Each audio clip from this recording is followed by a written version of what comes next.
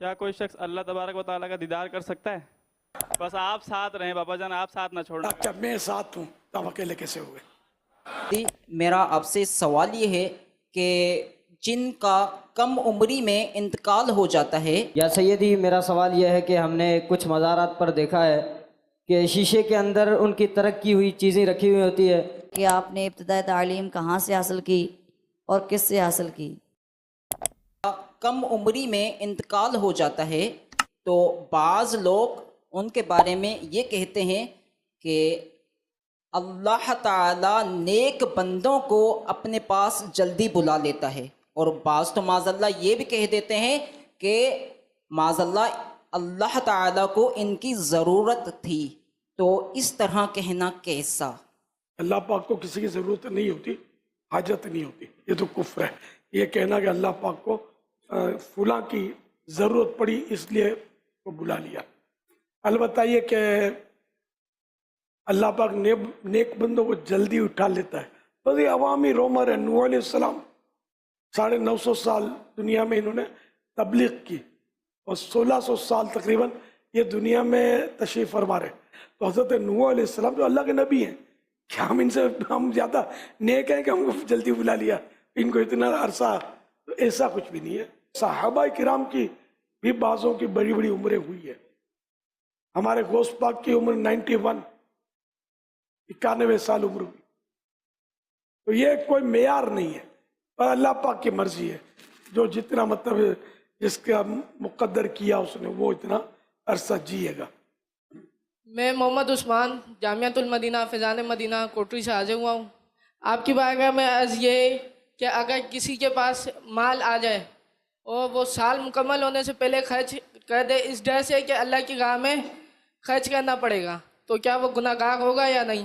اگر یہ نیت یہ کہتا ہے کہ اللہ کی راہ میں خرچ کرنا پڑے گا، یہ تو نیت تو اچھی نہیں ہے۔ یہ نیت بہرحال اگر کسی پر زکوٰۃ فرض نہیں ہوتی، اس سے پہلے یہ سب خرچ کر دیتا ہے، تو ظاہر ہے کہ زکوٰۃ ترک کرنے والا تو اس کو نہیں کہا جائے گا کہ زکوٰۃ فرض ہی نہیں ہوئی، لیکن اگر یہ نیت ہے تو یہ نیت خطرناک ہے۔ یا سیدی میرا سوال یہ ہے کہ ہم نے کچھ مزارات پر دیکھا ہے کہ شیشے کے اندر ان کی ترک کی ہوئی چیزیں رکھی ہوئی ہوتی ہے، لوگ اس شیشے کو چوم رہے ہوتے ہیں، اس شیشے کو ہاتھ لگا کر اپنے جسم پر مل رہے ہوتے ہیں، تو اس کے بارے میں کیا وضاحت ہے، اس کی کیا حقیقت ہے؟ ان کی ترک کی ہوئی چیزیں، یہ ابھی آپ نے فرمایا چھوڑی ہوئی چیزیں،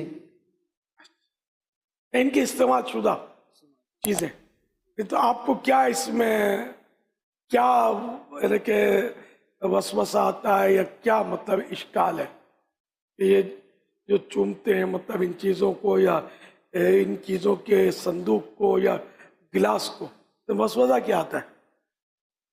بعض اوقات چیزیں تو وہ دور رکھی ہوئی ہوتی ہیں، وہ شیشے کو چوم رہے ہوتے ہیں خالی۔ حجر اسود جو ہے نا، اس تک تو سب کی پہنچ ہی نہیں ہوتی۔ حجر اسود چومنے کا، ہونٹ رکھ کر یہ چومنے کا ہے تو سعادت مطلب ملنا ہی مشکل ہے اس میں، جب رش ہوتا ہے۔ عام دنوں کی بات نہیں کرتا، حج کا سیزن ہے یا اس طرح، تو وہ تو ویسے بھی اس کا طریقہ ہے چومنے کا، یہ استلام کرنے کا، میں کتنا بھی دور ہو اس کے فاصلے کا کوئی قید نہیں ہے۔ استلام کرے گا تو وہ یعنی یوں کر لے گا نا طریقہ جو اس کے مطابق، تو اس کا مطلب نہیں کہ وہ استلام حجر ہو جائے گا۔ حجر اسود چومنا جو سنت ہے وہ ادا ہو جائے گی۔ اچھا، قرآن کریم جزدان میں ہے، کپڑے میں لپٹا ہوا ہے نا، تو ہم قرآن کریم کے جزدان کو بھی چومتے ہی ہیں نا آخر۔ تو اسی طرح اگر کوئی تبرکات ہیں بزرگوں کے اور وہ کسی پیٹی میں صندوق میں اگر اس کو چومتے ہیں تو اس میں کوئی شرن تو حرج نہیں ہے۔ اگر وہ دور بھی ہے، دور سے بھی چومتے ہیں، اس میں کیا حرج ہے؟ اگر ابھی یہاں بیٹھے بیٹھے کوئی تصور میں سبز گنبد کا تصور کرے اور یوں چوم لے، تو اب اس کو کیا مطلب حکم کیا لگے گا؟ حرام ہوگا، گناہ ہوگا، مکروہ ہوگا، کیا ہوگا؟ تو جس چیز کو، جس کام کو شریعت منع نہیں کرتی وہ جائز ہوتا ہے۔ اب عقیدت میں، محبت میں اگر کوئی تبرکات ہیں تو اس میں کمرے کو چومتا ہے کسی مکان میں اس مکان کو چومتا ہے, کسی دکان میں اس دکان کے دروازے کو چومتا ہے. شرعاً کوئی حرج نہیں ہے.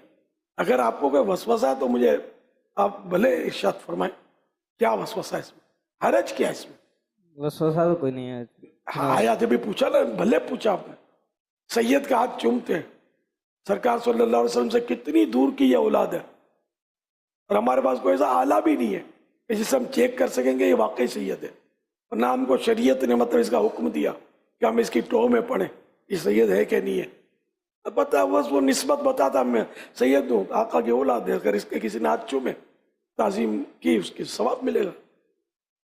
بیٹے اس میں کوئی وسوسے کا مسئلہ ہی نہیں, نو پرابلم. یا مرشدی آپ کی بارگاہ میں میرا یہ سوال ہے کہ آپ نے ابتدائی تعلیم کہاں سے حاصل کی اور کس سے حاصل کی؟ اگر بتا دوں تو کیا کرو گے؟ 12 ماہ کی نیت کرو گے, 25 ماہ کی نیت کرو گے, بڑے ہو جانے کے بعد نیت ویلڈ ہوگی. انشاءاللہ. میں نے اسکول پہ تعلیم حاصل کی تھی, اسکول پڑھا تھا میں, وہ 4 کلاس تک پڑھا, پھر دوسری میں ٹرانسفر ہوا, 4 وہاں پڑھی, 8 کلاس پڑھے تھے, 8 کلاس, اس کو مڈل بولتے ہیں, مڈل پاس ہوں میں. یا سیدی ہو جو اپنی ناظرہ قرآن کہاں سے پڑھا اور جو آپ کے استاد کا نام ساتھ فرمائیں. یہ ناظرہ قرآن, اور جو جس مسجد یہ میں قرآن کریم کی تھوڑی بہت قراءت میں نے, اب ایک تو قاری رب نواز تھے, اب برسوں سے وہ چلے گئے, انہوں نے قاری صدیق صاحب تھے, کوئی ان کو سونپا امامت وہاں کی, پھر ان کے بعد میں نے کچھ قراءت کی مشق کی تھی, اور اس کے بعد کسی اور قاری صاحب سے بھی شاید کچھ کی تھی مشق. کچھ عربی کی گردانیں بھی ایک استاد جن کا نام بھول گیا ہوں ان سے کی تھی. قاری مسلح الدین صاحب رحمۃ اللہ علیہ کے پاس بھی کچھ گردانیں میں نے سیکھی تھی عربی کی, تو تھوڑی مطلب, زیادہ مطلب. پھر وہ بھی سب اب ایک بھی گردان مجھے یاد نہیں ہے, فاعلا فاعلو, اتنا یاد ہے سمجھ لو, آگے بھول جاؤں گا. یا مرشدی یہ ناظرہ کس مسجد میں پڑھی تھی؟ ناظرہ کسی کے پاس پورا ختم کیا نہیں ہے میں نے, ناظرہ مسجد کون سی؟ پریکٹس کی, مشق. مسجد کا نام؟ جب ہے کیا ہی نہیں تو مسجد کا نام کیسے نام.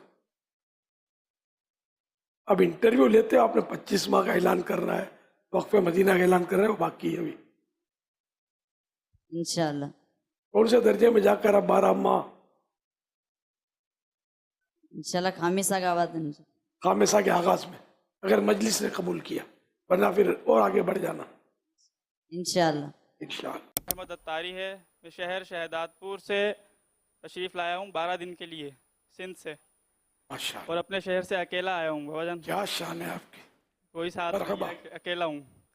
تو آپ اکیلے کہاں ہیں یار, اتنے سارے تو آپ کے ساتھ ہیں. بس آپ ساتھ رہیں بابا جان, آپ ساتھ نہ چھوڑیں. اچھا میں ساتھ ہوں تو آپ اکیلے کیسے ہوئے؟ بس آپ کا ہی ساتھ چاہیے اللہ. پاپا جان. سب سے پہلے تو میرے لیے, میرے والدین کے لیے, بہن بھائیوں کے لیے, اور جن لوگوں نے دعا کے لیے کہا ہے ان کے لیے مغفرت کی دعا اللہ فرما سب کو دیجیے, بے حساب بخشے. اور بے حساب جنت کے داخلے کی دعا فرما دیجیے. آمین. میرا سوال یہ تھا کہ پیارے آقا صلی اللہ علیہ وآلہ صلی وسلم اللہ کا علیہ جب وآلہ نام مبارک محمد صلی اللہ علیہ وسلم آتا ہے تو اکثر لوگ ہم انگوٹھے چومتے ہیں اور آنکھوں سے لگاتے ہیں, تو انگوٹھے چومتے وقت چومنے کی آواز ہوتی ہے, تو یہ آواز کرنا کیسا, چومتے وقت جو آواز کرتے ہیں اکثر لوگ دیکھا گیا ہے کہ آواز کرتے ہیں, تو یہ آواز کرنا کیسا, اس کے بارے میں تھوڑا ارشاد فرما دیں.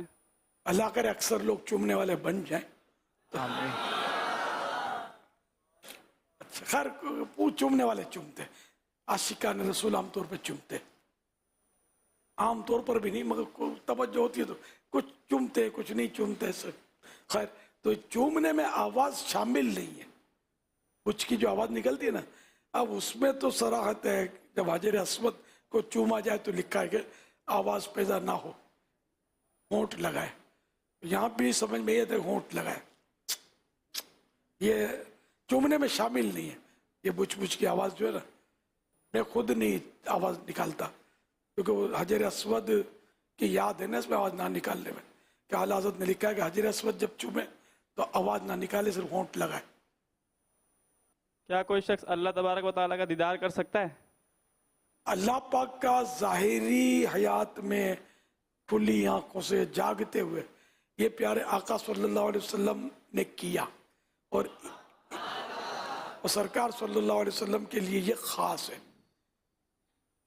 آپ کے علاوہ کسی نے بھی نہیں کیا، نہ کوئی کر سکتا ہے، اور خواب میں البتہ کر سکتا ہے۔ امام اعظم ابو حنیفہ رحمۃ اللہ علیہ نے 100 مرتبہ اللہ پاک کا خواب میں دیدار کیا تھا، اور جنت الفردوس میں ہم آقا کے پڑوس میں ہوں گے، وہاں آقا کے کرم سے شفاعت ملے گی، اندر جائیں گے تو اللہ کا دیدار کریں گے انشاءاللہ۔ دنیا میں جو ہے نا، زندگی میں یہ جاگتی آنکھوں سے سرکار نے کیا صلی اللہ علیہ وسلم۔ جزاک اللہ خیرہ۔